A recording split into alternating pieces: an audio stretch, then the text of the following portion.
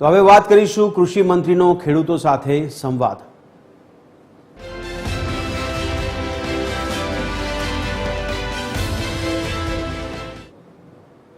કેન્દ્રીય અને કૃષિ તથા ગ્રામીણ વિકાસ મંત્રી શિવરાજસિંહ ચૌહાણ જૂનાગઢની મુલાકાતે છે। શિવરાજસિંહ ચૌહાણે મગફળી કેન્દ્ર ખાતે ખેડૂતો અને લખપતિ દીદી સાથે સંવાદ કર્યો હતો।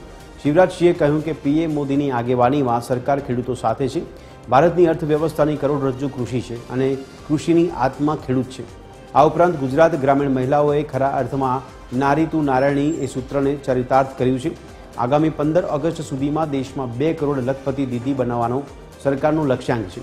આ કાર્યક્રમમાં સાંસદ રાજેશ ચુડાસમા, જિલ્લા પંચાયત પ્રમુખ હરેશ ઠુમર, મેયર ધર્મેશ પોશિયા, કૃષિ યુનિવર્સિટીના કુલપતિ વીપી ચોવટિયા સહિતના અધિકારીઓ હાજર રહ્યા। આ પહેલા શિવરાજસિંહે સાસણગીર સફારીની પણ મુલાકાત કરી હતી।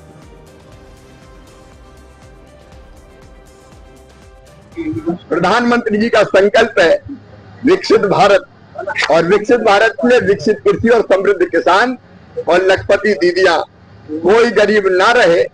हर बहन की आमदनी कम से कम 1 लाख रुपया सालाना तो होना चाहिए। और मुझे गर्व ये कहते हुए कि गुजरात में 2.5 लाख से ज्यादा लखपति दीदियां बन चुकी है। 5 लाख का लक्ष्य था, वो बढ़ाने के लिए तेजी से गुजरात आगे बढ़ रहा है और हमारी दीदियां अनेक तरह की गतिविधियों में लगी हुई है।